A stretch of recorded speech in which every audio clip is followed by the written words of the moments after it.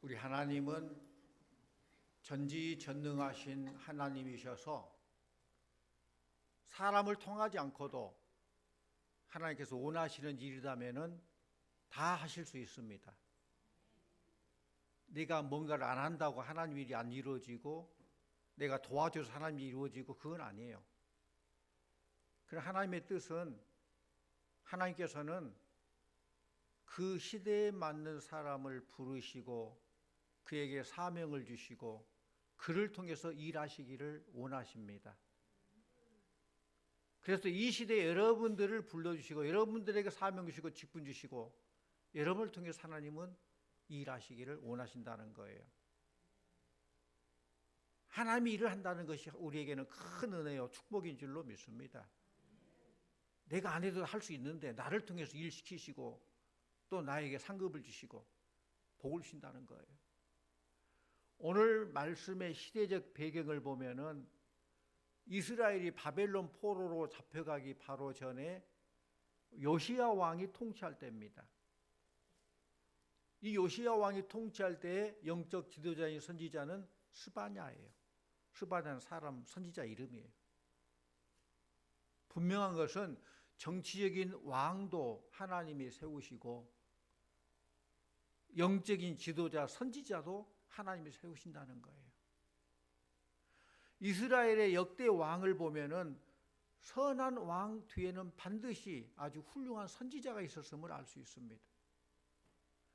다윗 왕 배후에는 나단 선지자가 있었고 히스기야 왕 뒤에는 이사야와 미가 선지자가 있었습니다.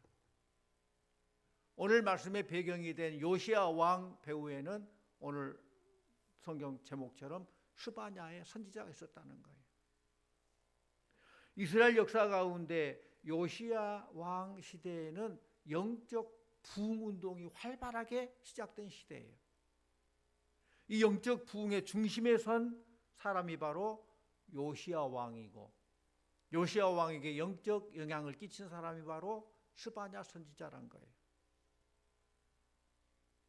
우리 열왕기하 23장 25절 말씀 우리 함께 보기로 합니다.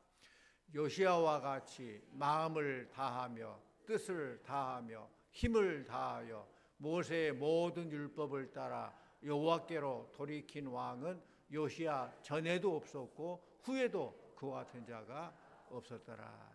대단히 훌륭한 전무후무한 그런 사람이 요시야 왕이고 그 배후에는 스바냐 선지자가 영적인 영향을 끼쳤다는 것입니다. 이스라엘이 바벨론 포로로 잡혀갈 때에 다니엘, 사드락, 메삭, 아벳느고 이 같은 신앙의 사람들이 많이 나온 것도 요시야의 영적 대부흥운동의 영향이에요. 얼마나 놀라운 하나님의 섭리고 손길인지 몰라요. 요시야 시대에 있었던 영적 부흥운동이 오늘 우리 교회 위에도 더 나아가 이 나라 민족 위에도 불같이 일어나기를 소원합니다. 14절 말씀을 같이 원합니다. 14절 시온에 따라 노래할지어다 이스라엘아 기쁘게 부를지어다 예루살렘 따라 전심으로 기뻐하며 즐거워할지어다. 아멘. 사랑하는 성도님들, 우리들의 삶이 정말 기쁘고 즐거워해야 되는데 그 기쁨이 세상적으로 즐거워하지 말고 하나님으로 말미암아 기쁘고 즐거워하시기를 바랍니다. 우리 입술에 찬송이 끊이지 아니하고 그 찬송이 우리의 삶이 되는 축복의 성도님들 다 되시기를 바랍니다. 우리 구원받은 성도들은 왜 하나님을 노래하고 기뻐하며 즐거워해야 될까? 14절 하반절에 예루살렘 따라 전심으로 기뻐하며 즐거워할지어다 그랬습니다. 왜 그래야 되느냐? 그 해답이 15절에 나와요.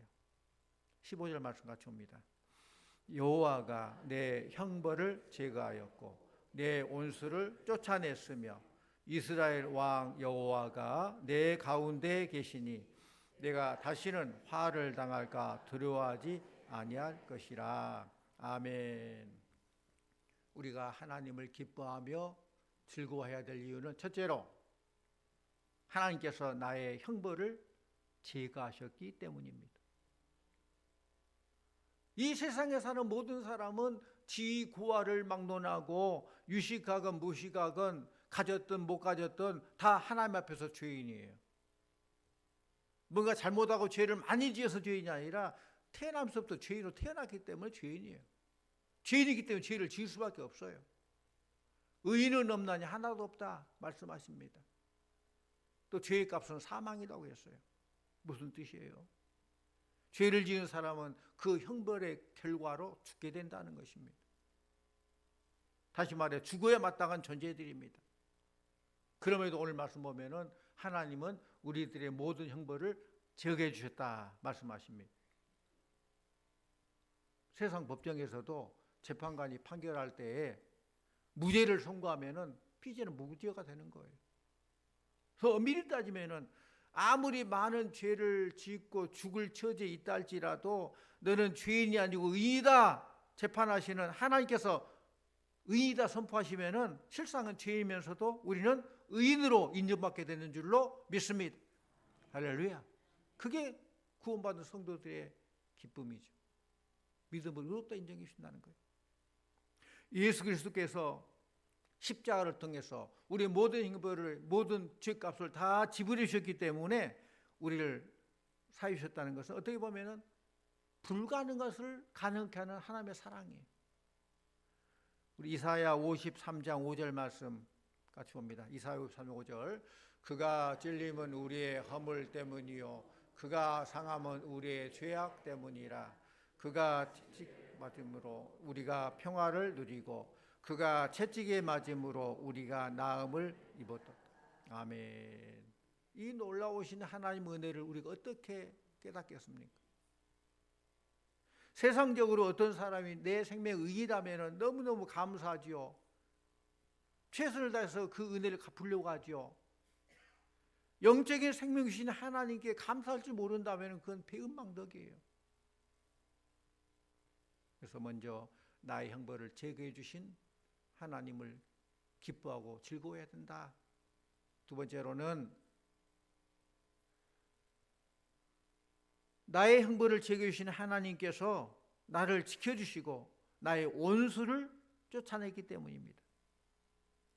내 원수를 쫓아냈으며, 그래 15절. 여러분의 원수가 누굽니까? 어떤 사람은 남편이 원수라고 그래요? 아내가 원수라고 하고? 우리들의 원수는 마귀예요. 마귀. 마귀는 인간에게 질병과 고통과 저주와 죽음을 가져다 줍니다. 또 인간의 마음속에 남을 미워하고 시기하는 그런 파괴적인 마음을 심어줍니다. 그러므로 성령의 역사와 마귀의 역사는 엄청난 차이가 있어요. 성령의 역사는 비록 그 과정이 힘들고 고난이 날지라도 그 열매가 아름답습니다. 참 좋습니다.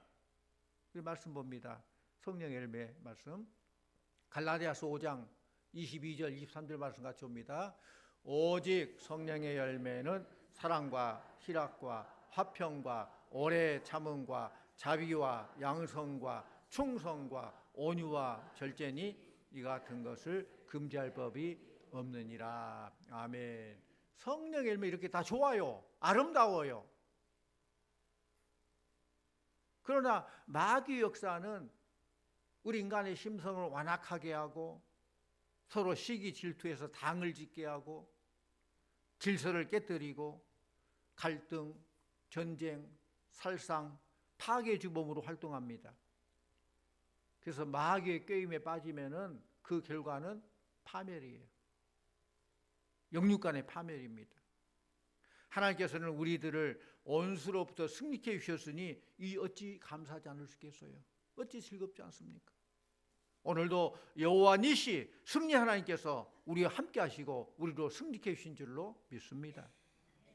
비록 지금 우리의 삶이 초라하고 때로는 우리를 대적한 원수에게 찢기는 상한 모습이랄지라도 우리 가운데 계신 하나님은 언젠가는 우리로 하여금 칭찬과 명성을 얻게 해주심을 믿으시고 기대하시기를 바랍니다. 또 세 번째로 우리가 하나님을 기뻐하며 즐거워할 이유는 뭡니까? 하나님께서 늘 나와 함께 하시기 때문에 그래요.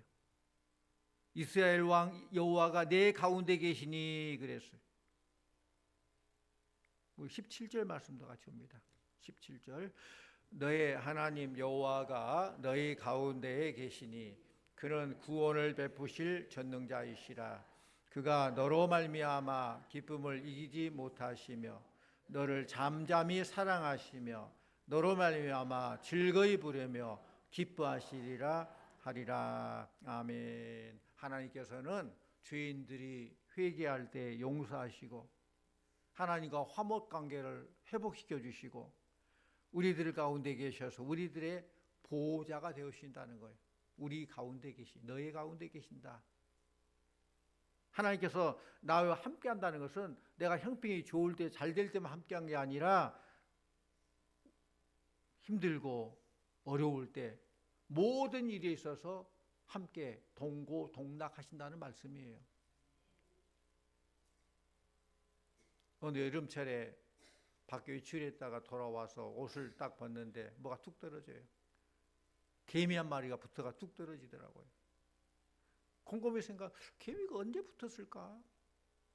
너무 더워서 나무 밑에 잠깐 쉬었더니 그때 옷에 딱 붙어 있는 것 같아요. 나한테 허락도 안 받고 옷에 붙어가지고 무임승차해가지고 우리 집 안방으로 툭 떨어져요. 그 미물인 개미가 붙어있다가 이렇게 오게 됐듯이 나는 비록 힘이 없고 나약한 존재라지만은 전능한 하나님께 붙어있기만 하면은 만사가 오케이겠구나, 이렇게 되겠구나, 그런 생각을 해봤어요.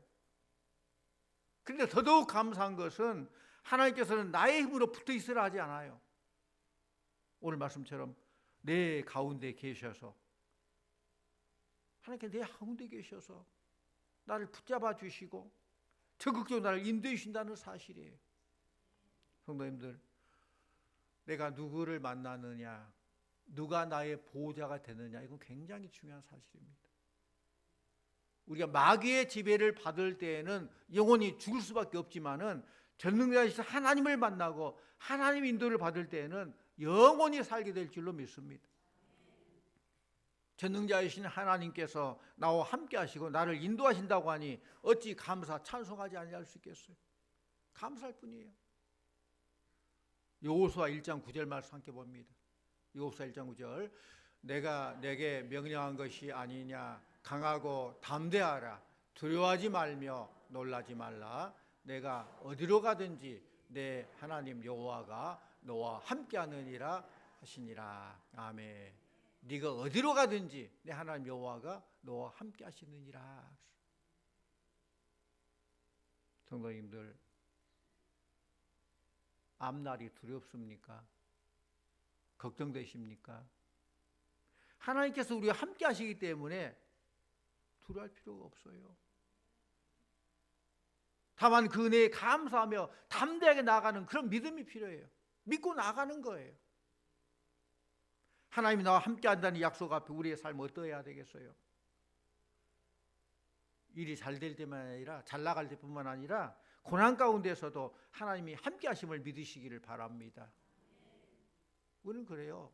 일이 잘 될 때는 하나님 나를 사랑하고 나와 함께 한 것 같은데 때는 원대로 안 되면 하나님 나를 미워하고 나와 거리가 먼 것처럼 그럴 때가 많아요. 아프리카 원주민들이 물살이 거센 개울을 건널 때 그들은 등에다가 큰 바위돌을 짊어지고 건넌다고 그래요. 그냥 건너면 그 무게가 가벼워서 물살이 같이 흘러 내려가 버려요. 근데 큰 바위돌을 짊어지고 건너면 그 바위돌이 무겁긴 하겠죠. 무거워요. 그러나 그 무게 때문에 같이 물살이 떠내려가지 않고 건널 수 있다는 거예요. 때로 하나님께서 우리에게 무거운 고난의 돌을 주시기도 합니다. 세상 물결에 떠내려가지 않도록 고난을 통해서 나를 깨닫게 하시고 하나님을 더 의지하게 하시고 기도하게 하시고 그렇게 하기 위해서 하나님은 우리에게 고난이라는 무거운 짐을 주기도 한다는 거예요.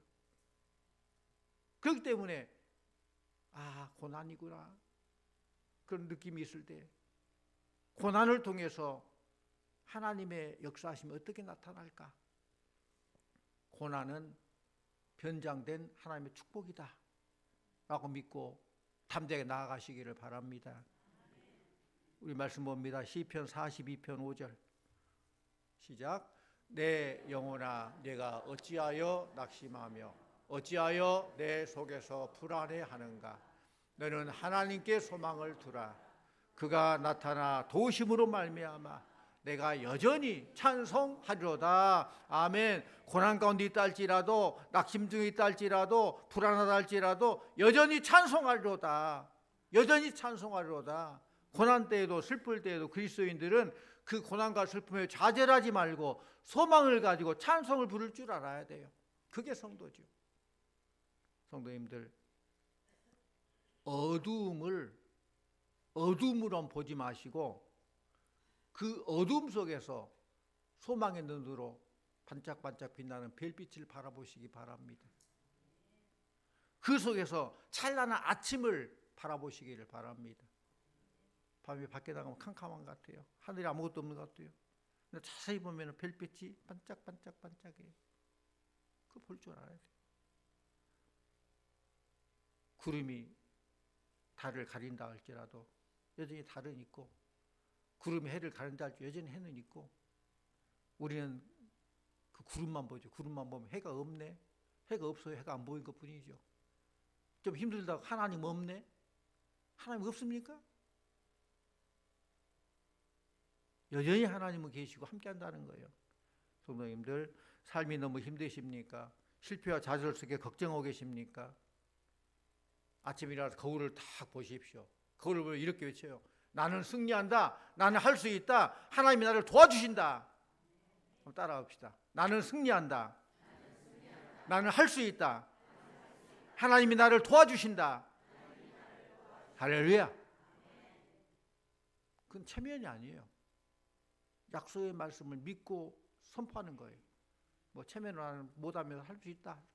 그건 달라요. 이미 승리하신 주님 함께 하시면 승리할 수 있고, 주의 능력 안에서 못할 것이 없고, 하나님 도와주심으로 승리할 수 있다는 거예요. 하나님은 당신의 자녀들이 실패하는 거 원치 않아요. 힘들고 어려워요? 하나님이 자녀들이 힘들고 어려운 거 원치 않아요. 에디슨은 귀가 들리지 않는 청각장애를 가졌어요. 그 사람들이 묻습니다. 귀가 들리고 청각장애를 가졌는데 발명하는데 얼마나 힘듭니까? 그 에디슨이 아니요, 오히려 하나님께 감사해요. 왜냐하면 연구하는데 잡소리가 들지 않아가지고 더 연구에 집중할 수 있으니까 오히려 감사해요. 베토벤은 또 청각장애를 가졌는데 그는 영의 소리를 듣고 위대한 작품을 남겼어요. 하나님께 집중하고 그 영감으로 훌륭한 작품을 남겨요. 또 신라곤이라는 작품을 쓴 밀턴은 눈이 먼 후에 위대한 찬송가 작가가 됐어요. 그는 우리 마음을 울리는 찬송가를 썼는데 그 찬송 중에 하나가 35장이에요. 큰 영화로우신 주 찬송이죠. 큰 영화로우신 주 이곳에 오셔서 이 모인 자들로 주 백성 삼으사 그 중에 항상 계시고 큰 영광 나타내소서. 그는 육신의 눈은 안 보였지만은 영의 눈으로 큰 영화로우신 하나님을 바라볼 수 있었다는 거예요. 믿음은 고난을 축복의 기회로 만들고 어두운 곳에서도 노래할 수 있게 만듭니다. 그게 믿음이에요. 유대인들은 지금도 양을 수십 마리 키우다 보면은 그 속에 염소를 한두 마리 같이 키운다고 그래요. 양과 염소는 모양은 비슷할지 모르지만 성질이 달라요. 염소는 막 들이받는 성질, 목자가 끌고 가도 양은 뒤따라 염소는 앞서 막 도망가고 그래요. 성질이 달라요. 그래서 양과 염소를 섞으면 어떻게 됩니까? 염소 한두 마리가 양을 막 못 살게 굴어요. 들이받아요. 그러면 그걸 피하려고 양은 이리 왔다 저리 갔다 그래요. 그래서 다리가 튼튼해서 건강하고 오히려 병도 안 걸린대요. 가만히 주저앉았으면 병 들고 그럴 건데 염소가 막 쫓으니까 왔다 갔다 하다 보니 건강해가지고 오히려 더 잘 된다. 그런 것을 알기 때문에 그 목동들은 염소를 몇 마리를 같이 키운다는 거예요. 요한계시록에 보면은 천국이 진주문으로 만들었다고 그래요. 여러분 진주 알죠? 진주. 진주는 조개살에 모래와 같은 불순물에 들어가면은 그 부드러운 조개살에 모래가 들어가 얼마나 아프겠어요. 얼마나 따갑겠어요. 그래서 조개가 그 물질을 배출해서 그 이물질을 감싸버려요. 그러면서 커지고 것이 진주가 되는 거예요. 왜 하나님께서 천국문을 진주문으로 만들으셨을까? 그렇게 생각합니다. 주님이 우리를 구원하기 위하여 이 땅에 오셔서 고난의 십자가를 지시고 고난당하셨습니다. 그 고난의 열매를 통해서 곧 천국의 진주문으로 들어가게 되는 거예요. 고난이 없이는 그런 영광이 없는 거예요. 그 고난 때문에 진주가 된 거예요. 우리 진주만 보고 그 내막을 모르면 안 돼요. 또 마지막으로 우리가 하나님을 기뻐하고 즐거워야 될 이유는 17절 하반절에 보니까 그가 너로 말미암아 기쁨을 이기지 못하시며 너를 잠잠히 사랑하시며 너로 말미암아 즐거이 부르며 기뻐하시리라 라고 했어요. 하나님의 사랑을 생각하면은 이해할 수 없는 하나님의 사랑이에요. 독생자를 우리에게 내주시면서 독생자를 죽이시면까지 우리를 사랑하시고 기뻐하시는 하나님. 이해가 됩니까? 하나님께서는 어떤 희생을 치르고서라도 우리가 잘 되기를 원하시며 우리가 잘 될 때 오히려 기뻐하신다는 거예요. 이것이 곧 하나님의 사랑, 아가페 사랑인 줄로 믿습니다. 그게 하나님의 사랑이에요. 그러므로 하나님의 백성이 구원받을 때 구원받는 백성들만의 기쁨이 아니라 구원하신 하나님께도 큰 기쁨이 된다는 거예요. 오늘 말씀 보면 주님은 나로 말미암아 기뻐하신다라고 했어요. 그것도 보통 기뻐하는 게 아니라 오늘 표현 보면 얼마나 은혜가 되는지 몰라요. 기쁨을 이기지 못하실 정도로 즐거워하신다. 기쁨이 차고 넘치니까 그 기쁨의 감정을 감당할 수 없어서 너무너무 기쁘니까 막 펄쩍 뛰면서 너무 좋아가지고 우리 하나님 그렇게 기뻐하신다는 거예요. 우리 성도님들은 기쁨을 이기지 못할 정도로 기뻐해 보신 적이 있으세요? 최고의 기쁨을 표현한 거예요.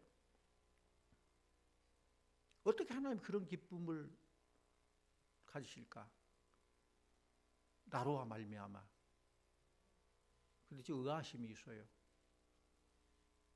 왜? 내가 내 자신을 볼 때는 별 볼 일 없거든요. 보면 볼수록 별 볼 일 없거든요. 나 같은 자를 하나님께서 기뻐하시고 기쁨 이기지 못해 팔짝팔짝 뛸 정도의 하나님. 어떻게 그걸 해석할 수 있겠어요? 아, 그건 사랑이구나. 사랑하고는 있을 수 없겠구나. 저도 손주가 넷이에요. 손주들 뭐 하는 거 보면 내가 표현은 많이 안 하지만 굉장히 기뻐요. 걸을 때 걷고 할아버지 부르고 기뻐요. 왜 기뻐요? 사랑하기 때문에. 내 핏줄, 내 자식, 내 손주라. 다른 애들이 하면은 뭐 나하고 관계 다 그런가 보다 그래요. 그런가 보다 그러잖아요. 내가 사랑하기 때문에 그런다는 거예요. 우리가 하나님의 형상대로 지음 받았음에도 불구하고 생각하는 것, 말하는 것 보면은 실망할 수밖에 없어요. 조금 손해보려고 하지 않고 희생하려고 하지 않고 나 자신만을 생각하고 이기심으로 가득 차 있습니다. 나 자신의 어떤 것으로 남을 판단하고 평가합니다. 우리가 내놓을 만한 것이 뭐가 있습니까? 그런데 무엇 때문에 하나님께서는 나 같은 사람을 보고 기쁨을 이기지 못하신다고 말씀하십니까?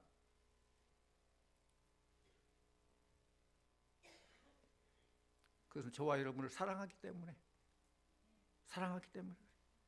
다른 이유 없습니다. 사랑이란 말 외에 찾을 해답이 없어요.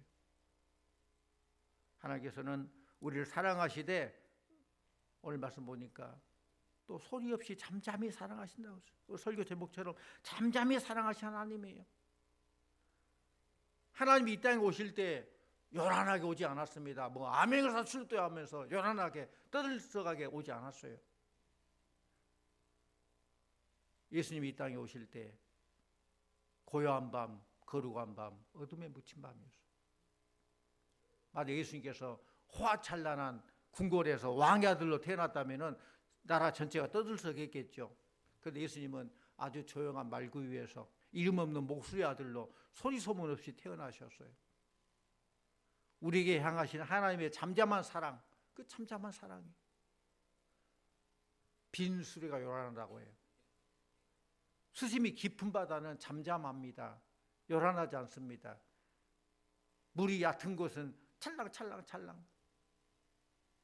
믿음이 깊은 사람은 소란하지 않아요.